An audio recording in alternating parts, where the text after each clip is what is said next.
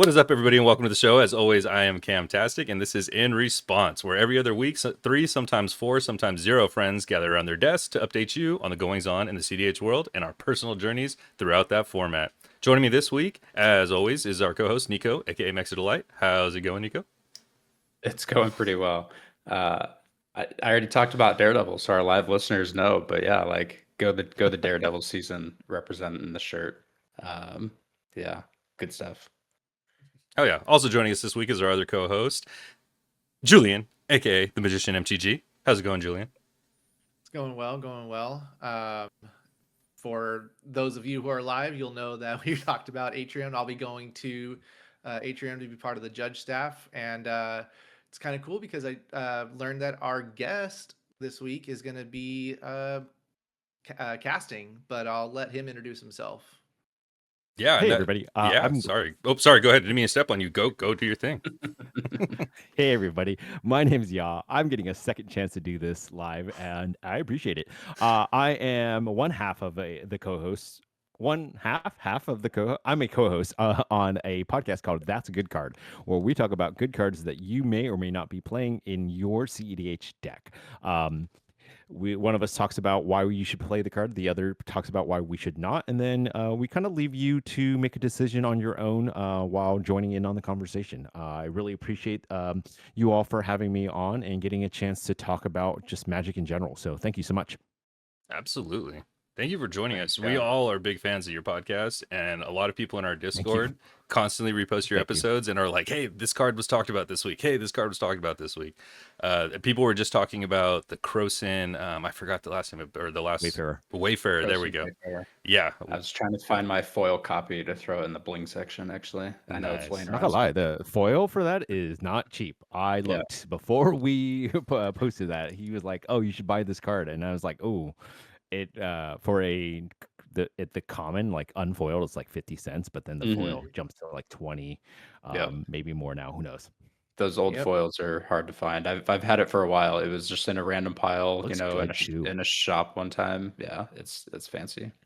It looks good. So anyway, yeah, we always like to start off and learn the origin story of our guests. You know, everybody's got a similar yet different story. So how'd you get started in Magic? Where were you in life? What was going on? Was it right away into Commander or 60 card? You know, what's your story? I started playing in 1997, 98. Yes, my time as well. Right. That's awesome. I would have been in like the 5th or 6th grade. A kid named Tracy Murdoch. Was it Tracy? Murdoch Tracy. Murdoch Tracy. Murdoch? Yeah. Yeah, Murdoch. Murdoch? He introduced me to D&D and Magic that year, but I didn't really get into it until probably 1999, 2000, when I was in like middle school, and we just played like 60 card. It was just 60 card then. I do remember doing a tournament. Actually, don't know if I've told anybody this. I do remember doing a tournament and getting steamrolled by like an elf deck. I think about that kid all the time. I think about that kid and like, I wonder if he's still playing. I wonder if he knew. Like, I just remember getting steamrolled. I don't even remember what I played. I just remembered he went and like just found every elf in his deck, and then the next thing you know, they were all out on the battlefield and there. And then I took a break and picked it up a little bit again in 2008, 2009. Got my brother into it. We played for like a year or two, dropped it again until the pandemic, and then jumped into drafting kind of first. I had learned about Commander a couple years prior, and then got into drafting and then Commander, and then slowly just the power creep into CEDH. And here we are now. Nice. Sweet. That's a very similar story to mine in terms of like the time jumps. You know, I was 5th, 6th grade starting in that era as well. The talk of the elf deck makes me think of Elvish Piper. Like everybody was running Priest of Titania, Elvish Piper, and then like a big old stompy thing or something like that. Yeah. That's what I remember. That's funny. I know Fun a couple times. people that have done the whole get out of Magic thing, and then when they jump back in, started back with draft. I know at least 3 people that have done that, and it's interesting. I think that shows how good of a player you are, is because draft is just a core concept of the game of Magic. So to be gone for so long and then to jump back in and just start drafting, I think it's impressive. I'm not very good at it. I just really enjoy it. I think that drafting is its own kind of skill set, right? It is really evaluating the cards, Definitely. but then like also trying to learn knowing how to build synergy, and like the folks that do it well are just such a on a different level of kind of understanding the game and the core dynamics of deck brewing, right? It's just I like that it's only 40 cards.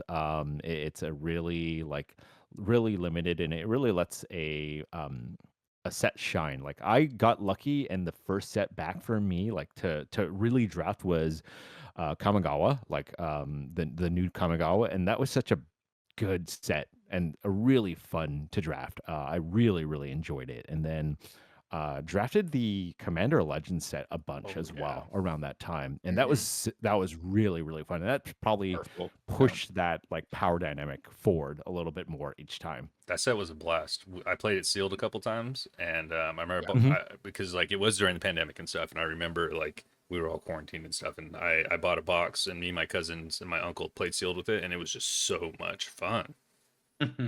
Yeah. We did the same with the box of Time Spiral Remastered Oh, awesome! with I've heard a Julie, lot. a group of people. It was fun. Yeah, I I've heard a remember. lot I of good actually things remember about doing that. that. Hmm. Yeah. Pulled a foil Angel's Grace out of that. It was fun. Oh, nice. Yeah. Very nice. So, So yeah. Oh, oh, go ahead, Julie. I was gonna say, so about your guys' podcast. How'd you guys meet? How'd you guys kind of get your idea to start the podcast, and what has been your guys' like growing pains for, or and then advice for us? I don't know if a lot of people know this. Like we don't always talk about it, but technically, Kyle was my employee at the time. Oh, And well, when I met him, he was my employee, and okay. he had told me that he played Magic back in the day when he was younger. And like he played a lot of like 60 card competitive Magic at the time, and really just enjoyed that. And so one day after like a staff meeting, a few of us were sticking around to play CEDH, and he stuck around. I gave him Yuriko, and like just kind of walked him through lines, and I think he ended up winning with just Thassa's console right that Yeah. day. And he went home and convinced all of his buddies, like he was living with some roommates, and like four or five of them all just proxied CDH, and so he got his friend group straight into CDH, um, and then we played for a little bit, and then eventually he ended up having to move away to the Pacific Northwest, which is where he's based now, and even before that, we had talked about like kind of joked around about starting a podcast together, and he it was really he's really unique in the sense of like I have become pretty close with a lot of people that I've worked with or have had employed, but he was the first person to like call me. Especially in 2024, 2025, like calling a friend is not as like common. And he called me even after he moved away, and we would just chit chat. And eventually we were like, hey, let's do this thing. And so we started the podcast as a way for two friends to kind of just stay in contact and to have like a link together, right? And it Mhm. kind of kept us we at least talk weekly about Magic, connect a little bit over text about like what card we should bring. um Pain points of the pain points were really just trying to figure out recording, how to record, like like do we record a Discord call like this, or do we use like record audio separately and then upload that so that we could get them synced so that like you have separate audio tracks and all of that jazz. The editing, the release schedule, like how often should we be releasing stuff, how often will people want to hear us. um Early episodes were really short, like they were like 20 minutes, 30 minutes long, maybe, like that was like Mhm. considered long just because it was kind of shortened to the point. Now we run about an hour. We've been doing it for 2 years, and it's funny, we actually had just talked about this the other day over a call. We released some like extra content and just talked about like what keeps us doing this, and it's like the enjoyment of doing this and kind of being slowly kind of being a positive voice for CEDH in general, and just trying to, it's really important to, a little bit ago, one of you said that like representation matters. And so it's just trying to make sure that we're representing folks that may have no idea about, like, how CEDH works, and that there are a lot of different voices out there. Some are louder than others, and we just like to try to make sure we're at least one good, like positive, one of the many good positive voices out there, and just a little bit a small corner of a really small niche hobby. Yeah. Niche of a niche of a niche for sure. Yeah. Yeah, absolutely.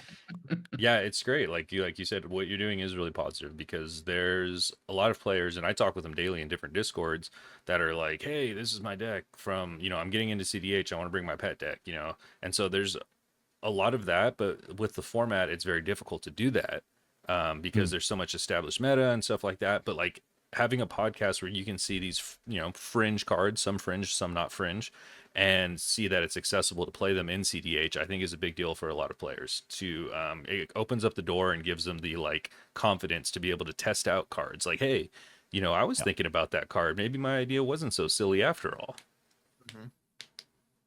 Also gives us a chance to reevaluate cards like Smothering Tithe and other ones. So Yeah, maybe even find like budget replacements and things like that too. Yeah, for sure. But at the end of the day, proxy if you need to. Exactly. Like, that's our stance. That's our stance. Before you hopped in, we were talking about these new fancy proxies that Magician found a source for. So he's been spreading the word. They seem like they're pretty cool. Yeah, I'll give him a shout out, and I'll let him know afterwards too. But it's just one person out of Texas. You can find them on Etsy. They go by Lotus Print. Lotus Print. Yeah, so I'm gonna making sure I'm pulling it up and getting the name exactly right now. It is LODUS. Oh, Lotus. Print. Okay. I like that. PRINT. And I've been working with them for a little while. I've picked up a couple things from them, and they are getting into more of the CDH niche stuff. Cool. Like this is their proxy Wheel of Fortune, the Judge promo. I think it looks really good. Like it looks really good. I just picked this one up. This is a little gift for Cam, because he just started doing Lumra. Ooh, hot. Awesome. Yeah, and it's fun deck. The gilded foiling of it is textured. So wow, like these are, and they range from $8 to $9 for the foils. Nice, cool. So good, nice. So bringing it back in, what do you play, y'all? That's a really good question and a slightly loaded question. I am kind of known for, I have played 36 decks throughout my CDH career. Wow. I'm only counting decks I've played at least like 10 to 20 games on. Okay. None of the like one and dones. If we did that, like we'd be here all day. You're right. Currently, so I went through what I would consider my super fringe phase. I played like recently I played like Balin. I played like Al the Dawn Sky. I played let's see what other like decks that I made like a really big impression on me were Timna Jessica. I really liked that deck before the bans. Timna Jessica was a lot of fun. Najila, I played Kinnan for like a couple hundred games. Same thing with Najila. Like at the time, like the really good decks, Kinnan's still good, but Najila is definitely seeing a little bit of it's just not as in vogue, right? Like it's still good. It's just hard to get through with the game plan. And there are other 5-color, like maybe slightly better, like no bad cards, like type of piles. And it just folds to Bowmaster, so it does.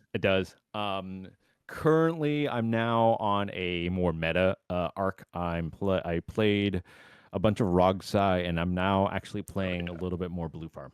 And Oh. it's been surprisingly well. One, everybody knows the deck is good. It is good, Yeah. and it's been a lot of fun. I've actually maybe my brain needs like or like isn't that is a little bit smoother. It like it's just complicated enough. Like it's straightforward, right, with its game plan for sure. But like there's a lot of small decisions with the deck that I have been really kind of pleased with. So playing farm right now, and I have for my fringe thing, I have a Turbo Kinnan list that I've been playing around with. That is a lot of fun as well.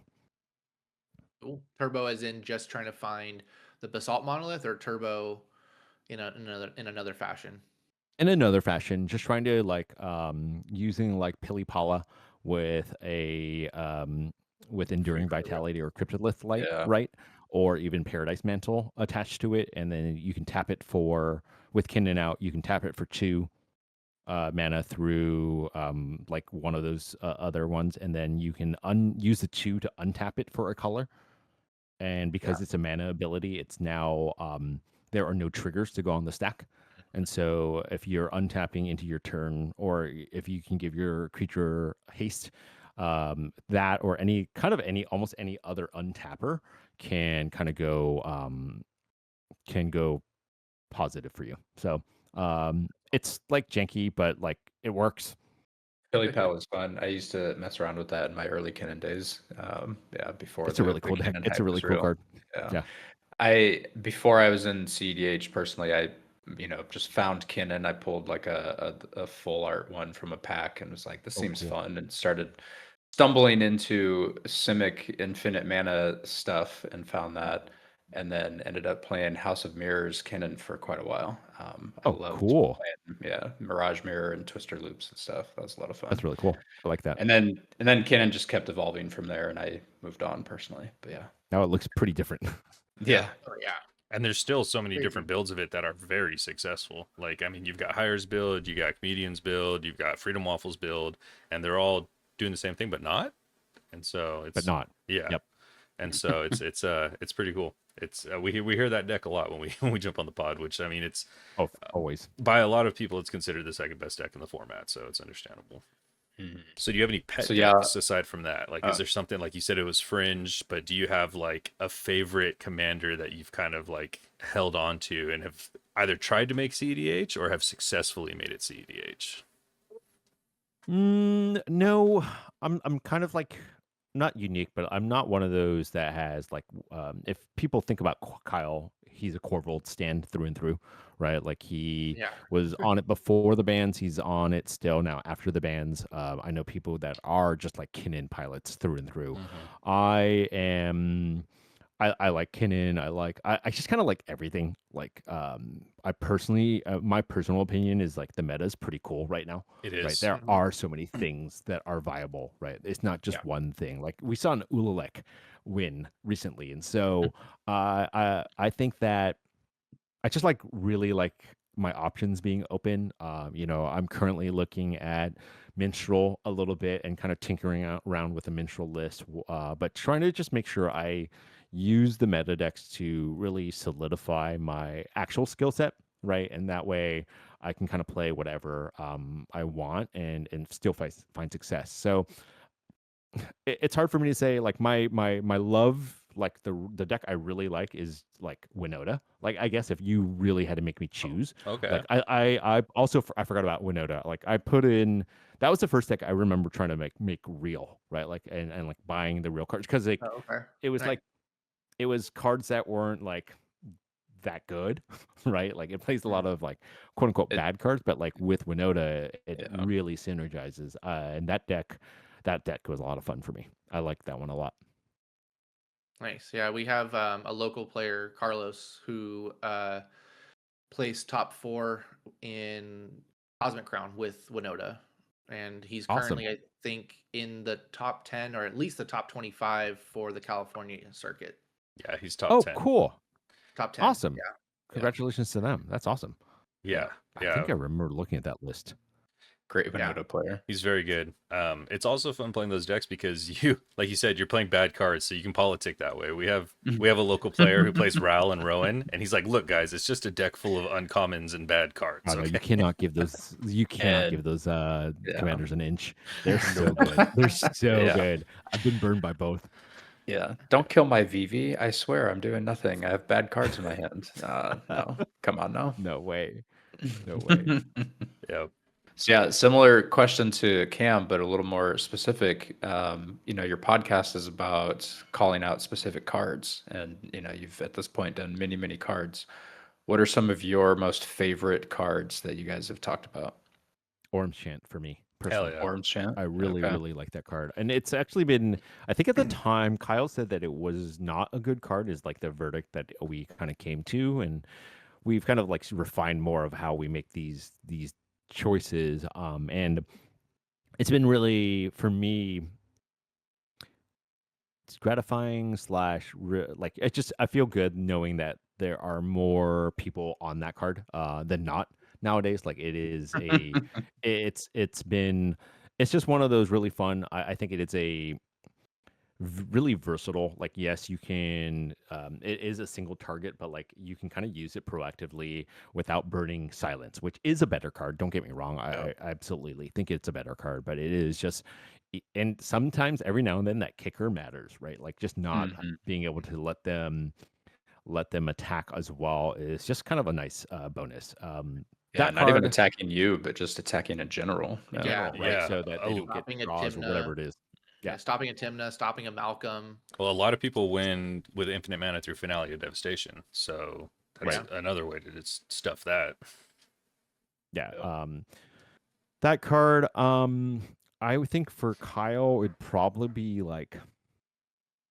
That's a great question. We kind of talked about this a little bit. I think like Legolas's quick reflexes is up there, and then he would probably say the most recent Underrated. episode, Croson Wayfarer, is a card that he is just very high on. He's, it's a card that he thinks is definitely underplayed. I think there is.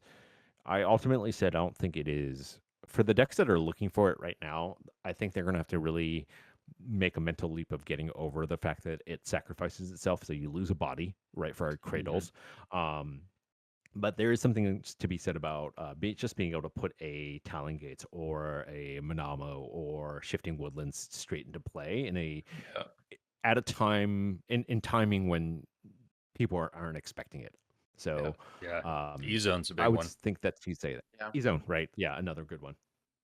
I agree with you on the Legolas's quick reflexes as well. I think that's totally an underrated, if not even just underknown card, since it was in the like a holiday package, right? That It's was still kind of a underplayed. Yeah. scarce product, right? And it definitely has its uses for sure. Can be powerful. Split second. I mean, we just if they started printing more stuff with split second, that'd be crazy. Yeah, it would be really crazy. So, with the amount of decks that you've played, do you fancy yourself as a collector or more of a player? Player. Player. No question. Yeah, absolutely a player. Like I don't really care. Like I'm starting to not collect, gather real cards a little bit more, but Mhm. like the number of like proxy lists I have is just like I can make.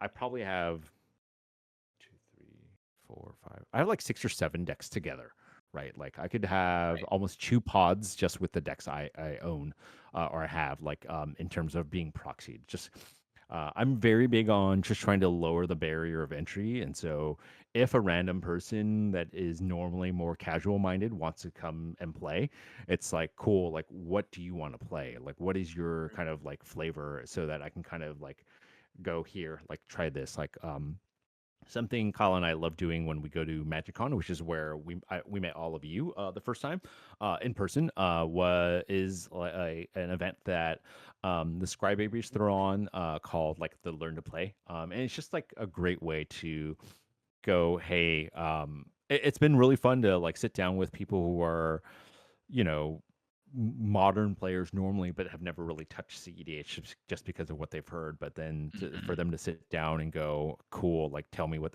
this is about. That has really kind of stuck with me, and so I just like to have as many cards that are playable as possible. I have more cards than I care to admit as a non-collector, but Don't we all? that's Fine why I line, had to huh? stop drafting a little bit, right? I was like, man, I have a lot of these cards that are not very good, and I should have just left them at the LGS after I Mhm. was done. So, yeah, but yeah, definitely more of a player than a collector. Nice. Okay. Yeah, us three are probably more collectors than we are. I mean, we've played for a long time. We've played CDH for a while too, but yeah, the three of us do enjoy owning the shiny Mhm. cardboard. Yeah, I'm Oh very yeah, much a absolutely. I think collector. there's nothing wrong with that at all. I think it's a very common thing in the hobby for sure. Yeah. We just recently hosted our own play to learn event with our local Awesome. LGS and Play to learn. had a learn to play. There's the Sorry, yeah. word. You, Word you play. knew Don't you knew learn. what I I get meant. it. I Yeah. get You it. don't learn Yeah. today. You knew what I meant. But yeah, it was a good time. I feel like for just not necessarily last minute, but it wasn't, highly marketed by any means. We had a good turnout with like 6 or 7 players that came that wanted to learn, and it was a lot of fun. So yeah, we're definitely trying to build a bigger CDH community here in the Central Valley of Cali for sure. Awesome. I'm glad to hear that. I think that's what's going to be able to get us to kind of keep growing this niche. And then when questions about like what is healthy and not healthy, it's getting more. I don't think there's anything wrong with getting more voices into it, right? We're generally always going to hear the loudest voices, and you know, uh, our opinions are a little bit more quiet, and we're just the probably the majority. And to be honest with you, but if you were to like look at just social media, then it's like, oh man, everything's on fire. But when I put my phone down or turn my computer off and like look at my play group, CDH is fine, right? Magic's in Mhm. a good kind of fun spot, and we have, uh, every year I feel like I'm just enjoying it more and more. Yeah, Yeah, and totally. speaking of Definitely. like looking at your play group, like we can get a bronze event on a Friday night. We're starting to grow and Nice, it's starting to become pretty consistent with that's awesome. 16-ish, sometimes 20 players. And we can almost have like on a good night, maybe one or two decks that are the same commanders. Like our meta is very, very diverse. So it's a good sign of how healthy the format is. I'm glad to hear that. That's awesome. Yeah, I And think the bands were great.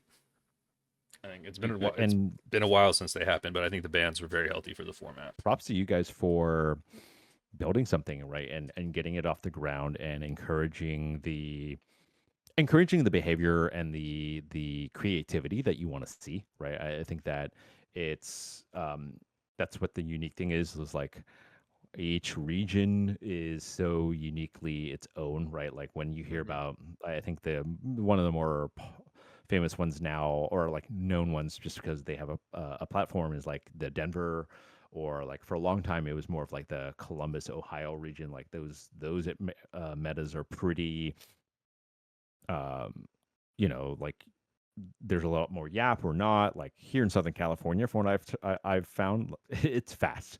It is very fast. Where if you get turn 3, it's kind of a privilege, and so I probably tend that way myself a little bit more. I'm trying to learn to be a control player. It's really tough though. Yeah, well, you guys Yeah, It's are hard for me. popularizing Rogshy out there, that American control build. I That's know Zach. Adler's That's crew Zach is, for sure. man, that's Yeah, the that's very much sensation. Zach. Yeah, for sure. That's the Dog sensation that's sweeping the shy. nation. Yeah, Rog Ishai. Oh, Ishai. Yeah, Yeah. yeah. Okay. Yeah, Rug Ishai. Yeah, I misheard. Yeah. No, I said Rogshy. yeah, Rog Shy. I Rug kind Shy of like works. Rog Shy, Oh, but okay. Rug Rog I'm Shy Shy now. works. Yeah, yeah, yeah. I'm a, I'm a little slow to the lingo these days. My Oh bad. no, you're fine. Yeah, he's the I'm the oldest one old of the man, crew. right? We're Yeah. probably the same age, maybe, maybe not.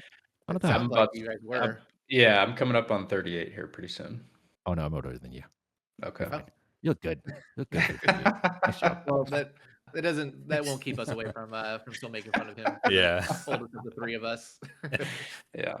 Thanks though. Awesome. Much appreciated. And thanks for Yeah, the for sure. props. Yeah, we definitely started this, and this is why Magician was asking the questions about your own podcast. We started this last summer just to start to have some fun, something to do, put our creative juices together, and honestly, similar to you, just do something with the buddies.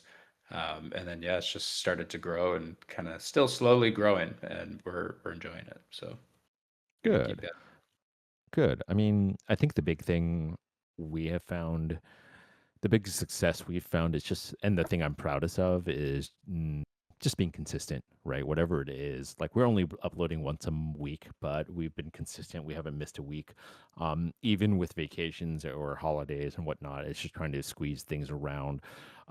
Kyle does, I am just a voice on the podcast. He does absolutely like the most heavy lifting for it, like in terms of editing. So when we talk for an hour, he's still like editing for like 6 hours, give or take. Overall, is what it's down to now, and so it's a labor of love, right? And that's why we like to at least make sure that we're checking in with each other and making sure that we still enjoy it. And it's just been a blast and a lot of fun still. That's awesome. That's gives us, or at least gives me high hopes that, we can be, if we're successful enough, we can be doing this a year, 2 years, and still be enjoying this. So Yeah, Yeah. we Yeah, literally had enjoying or killing each other, either or, right? yeah. yeah. You know, Hey, we preface every episode 3, sometimes 4, sometimes 0 friends. Yeah, So yeah, exactly. we're Yep. our hardest part is the consistency. I feel like right now, like literally, we missed our every other week episode last week, so we're gonna have a new one drop this week. And It's again, hard. we're small. We all have our own lives, and each of us are Very real. married, so that has just other stuff going on, right? But yeah, we love it. We're gonna keep doing it for sure. I mean, being married, it probably has been the biggest reality check in terms of all of this, right? Like, I am always amazed when somebody kind of recognizes me at all, and it's just so minor because at the end of the day, when I put things away, like my wife doesn't, she could give a shit less, Yep. right? Like winning, losing, she just doesn't care, right? All she cares about sometimes is making sure that I find time to play like board games, and that I'm not somehow trying to trick her with a new board game that is Magic adjacent. Like mhm. she's like very aware, like, wait a second, I see what you're doing here. I actually personally really like that. I have like these paths, right? And like they're kind of like their own. And I've just really enjoyed that about this, and just basically having a partner that can kind of keep you balanced with all of this is really really important, because at the end of the day, it's like this is such a gift, right? We're sitting here talking about a hobby, about Mhm. cardboard, and Yeah. it's the world to us, but at the same Shiny time, cardboard. Yeah. right, at the end of the day, it's as well, it's like some of it's expensive, so it is kind of nice, but Yeah. um and I don't know, I've just really enjoyed it, being able to have that perspective, and like when I do get this opportunity that is afforded to me because of the podcast, like I don't take it for granted, right? Like this type of thing, like 3 people that are have kind of heard about me that wants me to talk to them about magic is just insane to me. So it's been such a pleasure. And the community is just so strong. I really, really do. I know that it has its stereotypes, but like in my experience, it's been the best part about all of this is the gathering. It has been the Mhm. people and the friends and the like at MagicCon. I'm looking forward to seeing you guys. I'm really, really looking forward to sitting down, playing a game, and just meeting all of these other friends that we've made Mhm. through the podcast, online, all of that. It's something I'm looking forward to so much. Yeah. Yeah, that's We're my super favorite part. stoked for MagicCon. Yeah, that's my favorite part. That's I go to tournaments for LobbyCon at this point. Like Oh yeah, that, for sure. so Awesome. yeah. Where do you see yourself with Magic? Down the line. Your story was that you started young, came back a couple times. Magic is going strong, right? Somebody recently referred it to me as like, there's all these other TCGs popping up. There's the recent Riftbound and Fab and other stuff like that. But MTG is just like the McDonald's that's always going to be around. And sometimes it just fills that hole when nothing else can, right? So what's your take on the evolution of where we're going and what's been happening with this? That's a great question. I think that at the end of the day, uh, Magic will live on, right? Part of the reason I like whether as a company, Hasbro, whatever, WotC itself, the cool thing is like there's such a plethora of like cards. Some of them bad, some of them good, but like as a whole, like one of my favorite sayings that I learned a couple years ago is that like Magic will live on through cube, right? Like through through people like brewing their own cubes, stuff like that. That really rings true to me. So whenever I get a question like this, I have played Fab before. I have played like the One Piece game. I still on the daily play a card game called Marvel Snap that's Mhm. digital. Um, so I Clash think Royale nothing. for me on mobile. Yeah, But right. Like it's nothing quite gives you the same experience as, and I think this is why we like CEDH, and this is where I don't think people really understand politics, all of that aside, when you get this really complicated stack or like machine going on multiple tables or multiple like battlefields, like there's really not anything like that. There's no other game that lets you somebody else win on like somebody else's like combat damage step, right? Like to Yeah. be able to like just like stop everything and go, cool in response to all of that. And so I don't know. I think that whether or not I will still be playing, I think I will be, right? I'd like to think so. But I came from my background is from like after high school, I got really, really, really into rock climbing. Right, I made it my career. I trained people. I ran gyms. That's where Kyle and I met. I ran a rock climbing gym, and he worked the front desk. He was an instructor for me, and so for me, it's going to in some capacity. No matter what I'm doing with Magic, like be in some kind of form or fashion, like trying to instruct people and trying to just keep growing the game, right? In that way, in my very small way, right? If I had all the money in the world, I would teach. I don't know what I would teach, but I would teach something, right?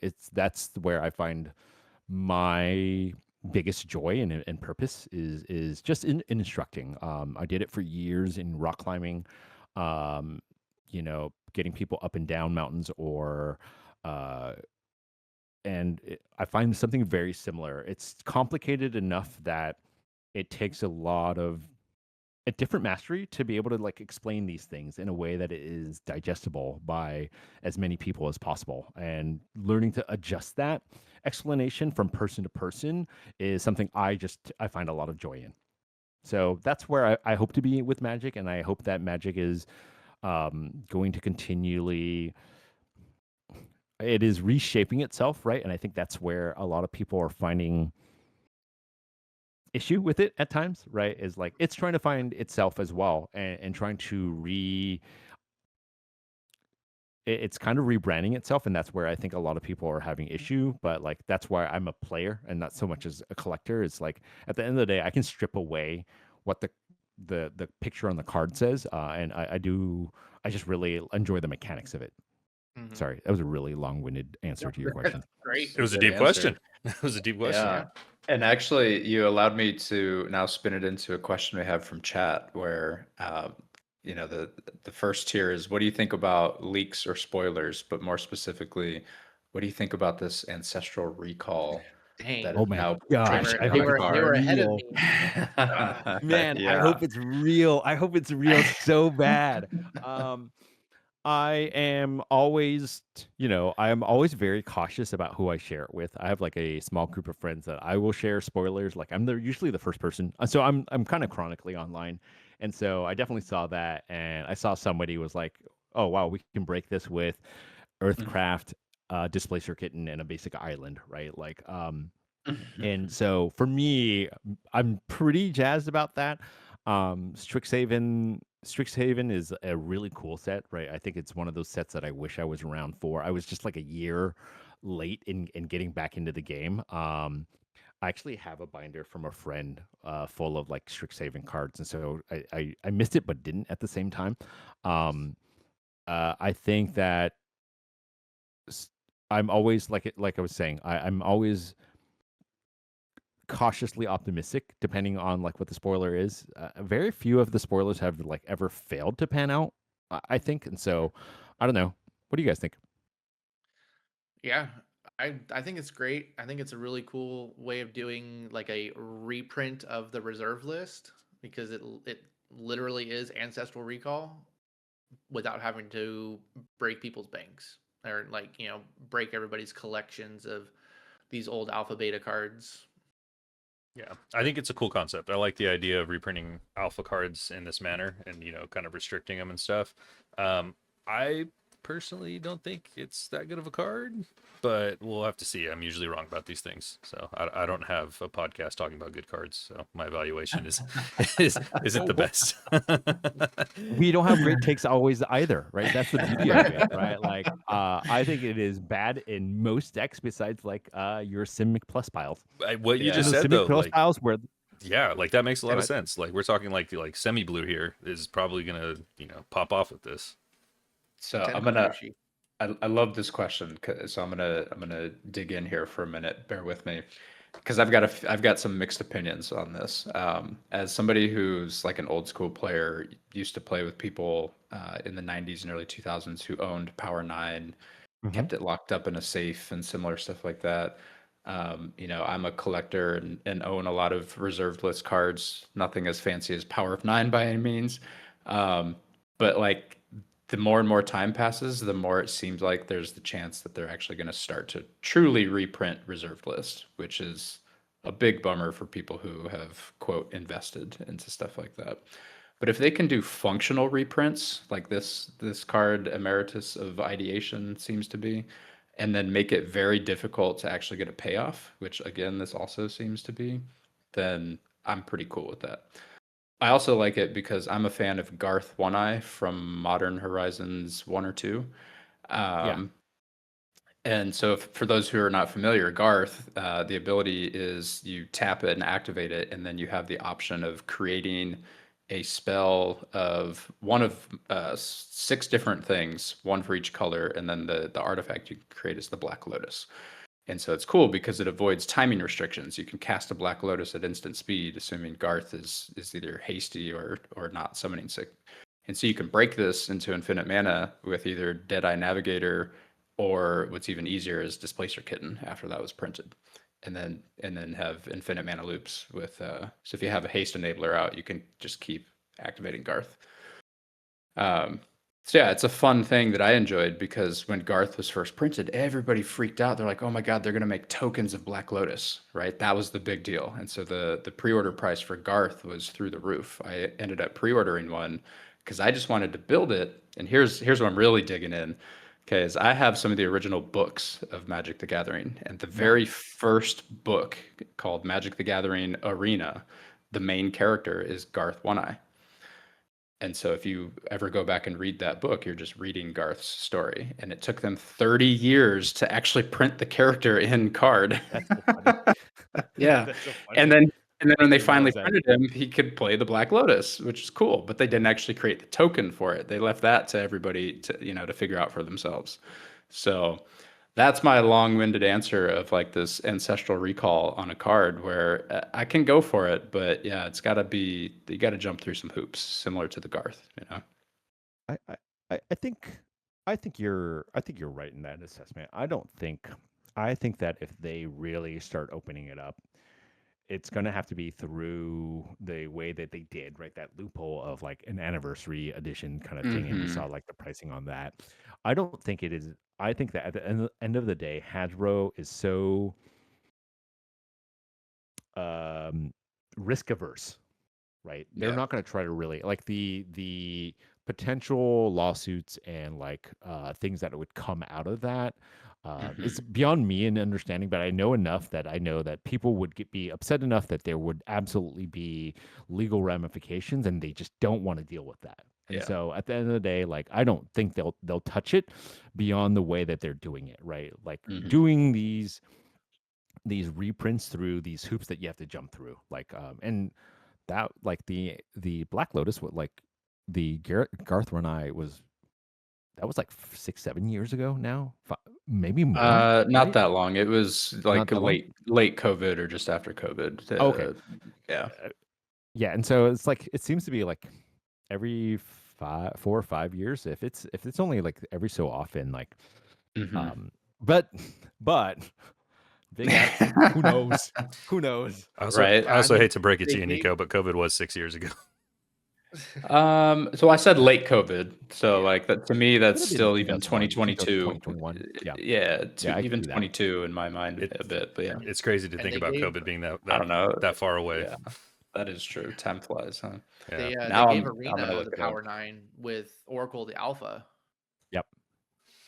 which I have yet to get my hands on a copy of. I want to. I'm going to try to do it for Vegas, even though I can't play it, even though it's not legal. A buddy of mine opened it. Yeah.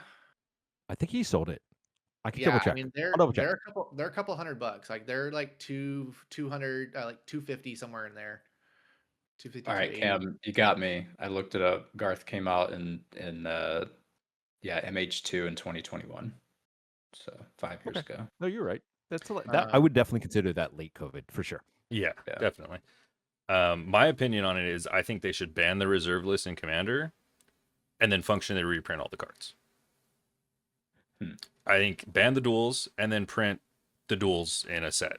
And then that way, players can play them, and the people who have their original reserve list duels can sit on their investments and do whatever they want with them. I'm personally I know Julian Magician mentioned earlier that we're collectors and stuff, but I consider myself a player foremost. And so I don't like the reserve lists. I don't think it's I don't think Magic should be used as an unregulated stock market. I think it's Magic the Gathering, the trading card game. It's like you're supposed to play and trade and stuff like that. I don't think it's Magic the investment game. So I get people, wanting to make money here and there, side hustles and stuff like that. But I think first and foremost, it should be treated as a game and not something that we're just trying to come up on and make money on. There's enough ways to make money in the world. We don't need to hoard cardboard from other people. Tell that to Rudy from Alpha Investments. Yeah, right. I was gonna say. I actually thought about him too when he was making that comment. Yeah, he's a Or viewer it's, too. No, or Ancestral. Right. Yeah. Ancestral, who works with Ben Bateman. yeah, Oh yeah. I mean, I definitely see it, and as a player, I don't. My sentiment is pretty similar to yours, but at the same time, I think that looking at the longevity of it, part of me does wonder if whether or not Magic would have weathered the storm, like and have had would have been. I'm sorry, would be as long lasting as it has been without the reserve list, right? Without that pull towards that money, right? Like there is, we see it all the time. Like Pokemon and Magic are definitely the great, like the forefathers, grandfathers of like these TCGs in this capacity, right? But and Richard Garfield went on to make other games, but they definitely, and they're good. I think I played a few small handful of like his other games, and they're good, but they haven't had the same distinction, right, that Magic has had. And like I'll play the devil's advocate and say that maybe it is because of the reserve list at the end of the day, right? Again, I don't disagree with your sentiment as a whole. no, right? that's But a great. You got to look at both sides of the argument here, and that's a great point that I didn't think about, and a lot of people haven't thought about because we're not old heads. We haven't played for so long that we haven't seen the ebbs and flows of Magic. So I mean, I wasn't around when the reserve list was implemented, so that's a great take on it. I never thought about it preserving the longevity of Magic in that way, drawing people towards the investment aspect of it. Yeah, this conversation's just triggering some memories. I remember as a kid, before reserve list actually was a thing, and people had Power 9. Power 9 was definitely a thing, right? The Moxen and the three blue spells. But yeah, reserve list wasn't a thing. People just knew that these were good cards, specifically the duels. And like Gaia's Cradle was a great card, obviously Metal Worker and some of that stuff. But Yeah, I personally wasn't playing when Reserve List was created. So then coming back into Magic and learning this was a thing, and then seeing the cards and having known about the cards from my original days of playing, just kind of like Kick elevated it to yourself. a whole new Yeah. level for me. Yeah, I it's mean, wild. Max probably remembers. I definitely have a distinct memory of at the time I had gotten back into the Magic enough. It was like early 2000s that reserve list was a thing, I think. And I remember knowing that, like, the most expensive card even at that time was a Black Lotus. But at the time, there was a store down like a couple miles from where I'm sitting right now, and this is where the that tournament I went to, where I was playing. And I remember in between rounds I was looking at their case, like display cases, and they had a Black Lotus. And I distinctly remember at the time, and you have to remember, like, I was like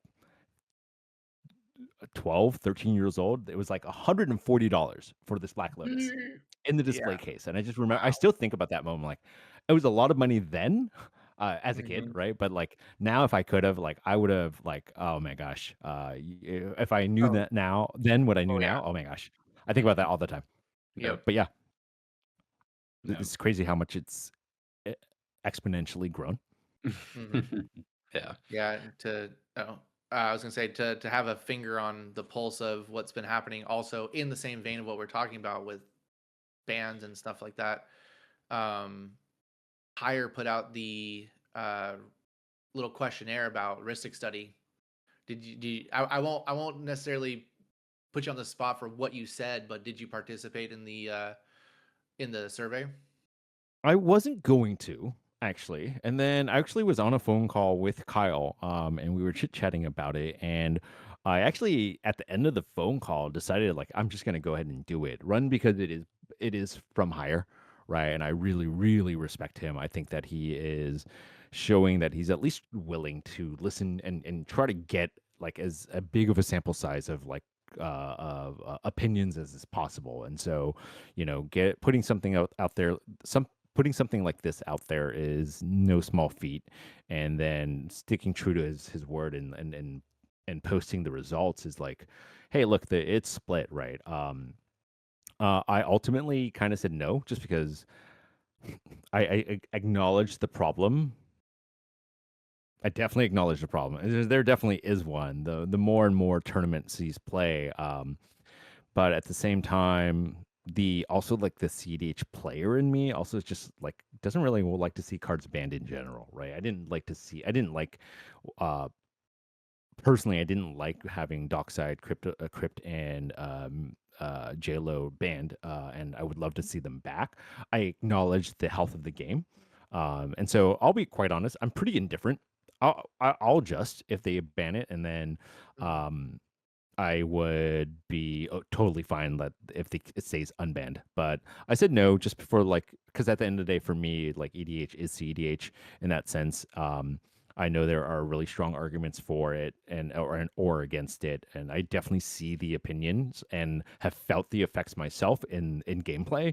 But at the end of the day, like I said, like what I said earlier about having a partner that just doesn't care, like, it isn't really that big a deal to me at the end of Yeah. the day, right? Like, Yeah. it is still a game, and I'll adjust to whatever the rules committee, like the commander format panel, whatever it's called, whatever they say. It's no biggie to me either way. Yeah. Fair. Well, Well, fellas, this has been a bit of a heavy conversation here at Right. the end. That's what I do. This is what I do. I told you guys you had to really keep me in check, but you didn't, and this is No, what this happened. this was good. I liked it. I think we are kind of running towards the end of time here. I don't know. You guys got anything else? Oh, just wanted to say again that we really appreciate you coming on. We love your content. Please keep doing it. Thank you. Yeah. We will. We will. Thank you guys for having me on. I really appreciated the conversations. I think the questions you guys had was really good. And keep it up. Like, if you ever want somebody to ramble and take this conversation in a real, I'll try to, like, liven it up next time. Oh no, it was Bring me great. back on, or if No, you don't bring me back on, I'll know, and that's my answer. Hey, we No, will take you up on that offer, and when we see you at MagicCon, we'll probably be doing a little on the street interview with you and Kyle as well. Please, definitely. yeah, Yeah. please let me know. And we're gonna try and get started with some gameplay video stuff. We're starting It's to a lot of figure that work. out. So Yeah, it's a lot of work. It's a lot of work. We'd Mhm. definitely love to have you guys as some play guests as well. Yeah, let us know. We would love to do that. We really enjoy it. Kyle always loves showing off Corvold, and then I always lose to Corvold when we do that Nice. on a recording. Always. Also, just putting this Nice. out there, I'm taking my Power Cube to Vegas. So you mentioned Cube earlier. I don't know if you're a Cube fan, but it'll be there. As long as I am a big Cube fan, a friend of mine has a Popper Cube that we occasionally play. As long as it doesn't get in the way of me trying to get 30 games of CDH in for the weekend. Oh, totally. My stretch goal is 40, but that's Okay.